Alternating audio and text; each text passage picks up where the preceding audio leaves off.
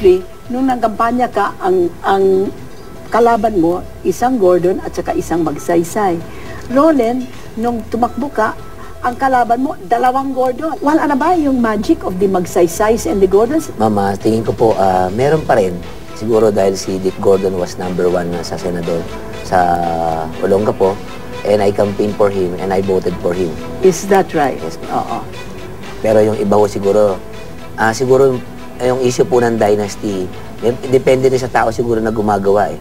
Dahil yung mga ibang kasama nila talagang hindi naman maganda yung ginawa, kaya talagang hindi sila ibinoto. In other words, ang sinasabi mo, si Gordon mismo, si Dick Gordon mismo, okay, pero yung kapatid niya, at saka yung sister-in-law niya, at saka yung whatever, hindi parehong kalidad.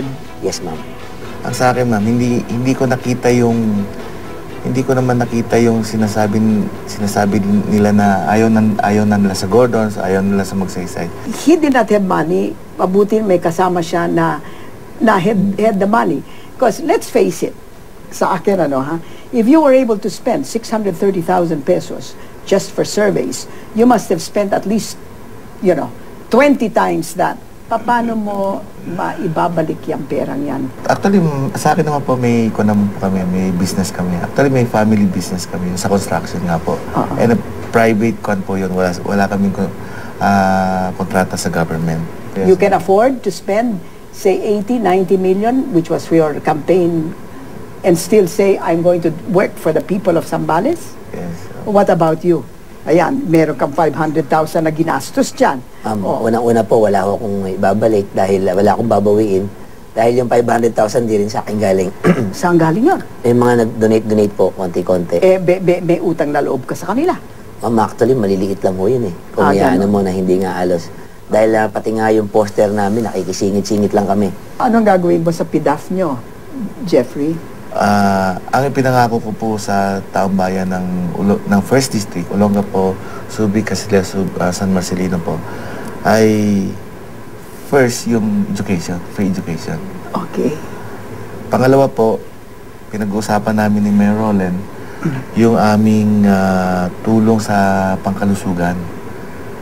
So education and health. Alam nyo naman na talagang nagbilihan ng votes.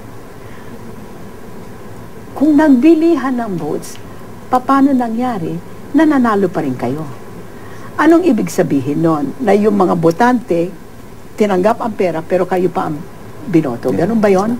Is that the situation? Opo. Which I totally agree with, by the way.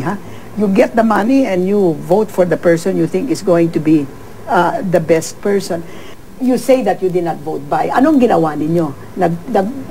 Nag-hire kayo ng saksakan ng watchers. Ganun ba yun? Hindi masyadong marami, ma'am. Okay. Actually, alam ko, sa Olongapo is 44,000 yung sa kanila. Watchers. What? 44,000 watchers, more or less yung kanila. What do you mean 44,000 watchers? There's only 109,000 voters. Yes, ma'am. And how many precincts are there in Olongapo? Mama, 700 po and 158 clustered precincts. 300 watchers po. 300 watchers in what? In every precinct. Di lahat na watchers. Yes, At ma'am. meron daw silang zero.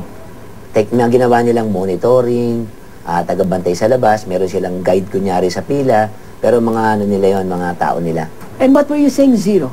May zero po silang presinto. Meron silang Sabi ni presinto Abandito sa Roland. Olongapo Yes, na ma'am. zero ang Gordon? Yes, ma'am. Or zero ang De Los Reyes? Yes, ma'am. Meron pong presinto na 44 yung bantay nila ron, pero 0 votes. Ibig sabihin lahat ng watcher nila, ako binoto. Bakit? For 50 years, nasa taas ang mga Gordon, nasa taas ang mga Magsaysay.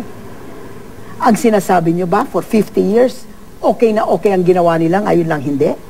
Siguro yung James Gordon Sr., maganda yung ginawa. Tapos sinundan ni Dick Gordon, maganda rin ginawa. And na-carry over niya doon sa kapatid niya yun na nanalo. Kaya lang yung performance ng kapatid niya later on hindi naging maganda. So namimili pa rin yung tao na makita yon.